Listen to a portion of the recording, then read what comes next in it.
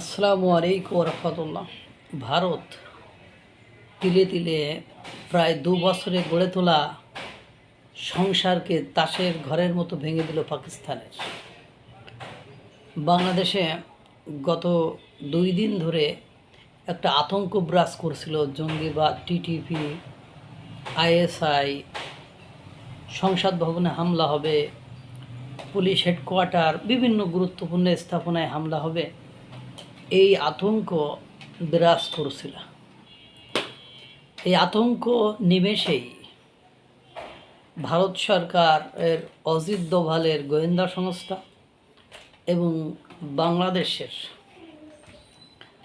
আপনার সরকার অর্থাৎ মাননীয় প্রধানমন্ত্রী তারেক রহমানের সরকার এবং বিশ্বের সবচেয়ে বড় গণতান্ত্রিক রাষ্ট্র ভারতের সরকার সম্মিলিত প্রচেষ্টায় আইএসআই এর সমস্ত পরিকল্পনা একদিনের মধ্যে ভেস্তে দিয়েছে।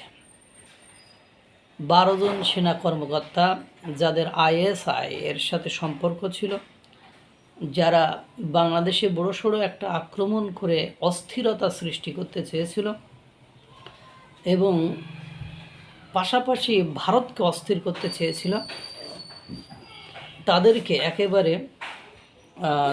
আটক করে ফেলেছে ইতিমধ্যে বাংলাদেশ সরকারের সিকিউরিটি ফোর্স যারা আছে, নিরাপত্তা কর্মী আছে, সেনা আছে।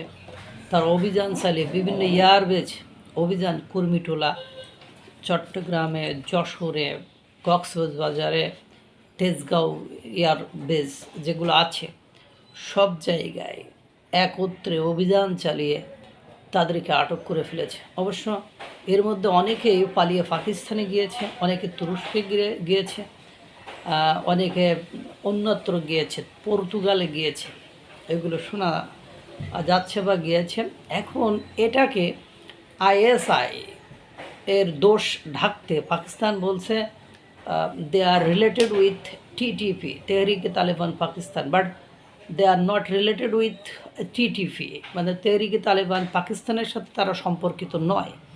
কারণ টিটিপি বাংলাদেশের সেনাদের সাথে সম্পর্ক করবে, এটা একটা অবাস্তব, অকাল্পনিক একটা ঘটনা। আপনারা জানেন ডক্টর ইউনূসের আমলে পাকিস্তানের একাধিক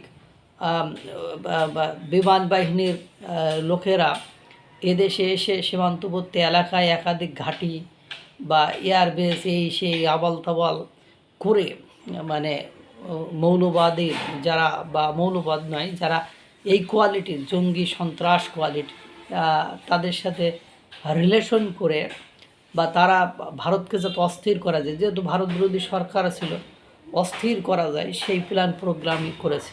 ইভেন ইফ তারা সীমান্তবর্তী এলাকায় পতিত বিমান ঘাঁটি পর্যন্ত চালু করার আপ্রাণ চেষ্টা করেছে। ইভেন ইফ তারা সমস্ত আপনার উপকরণ উপাদান দিতে চেয়েছিল।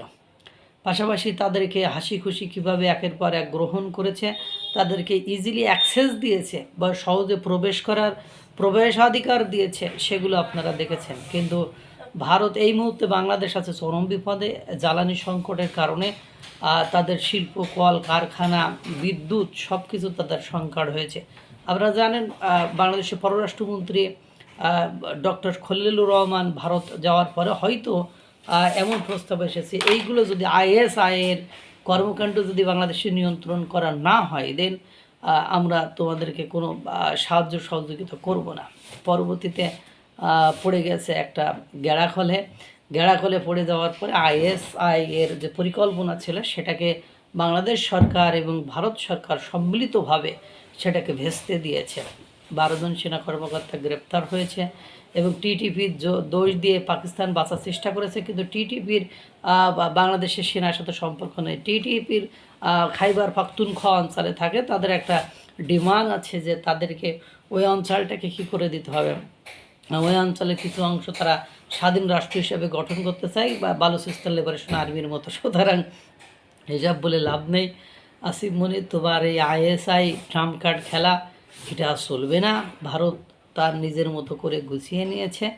আর এই মুহূর্তে বাংলাদেশের যে অর্থনৈতিক অবস্থা, তাতে করে বাংলাদেশের ভারতের বিকল্প আর কোনো অপশান আছে বলে জানা নেই। ডোনাল্ড ট্রাম্প এর আমেরিকা এমনিতেই দেখেন, ডোনাল্ড ট্রাম্পের উপরে বারবার হামলা হচ্ছে। তাদের দেশের 20 জন বিজ্ঞানীকে কিভাবে হত্যা করা হয়েছে সেগুলো দেখেছেন। সুতরাং ভেবে লাভ নেই। ভারত আইএসআইয়ের খেলাকে বাংলাদেশের সরকারের সাথে সম্মিলিতভাবে একেবারে ভেস্তে দিয়েছে। আল্লাহ তাআলা সকলকে ভালো রাখুক, সুস্থ রাখুক।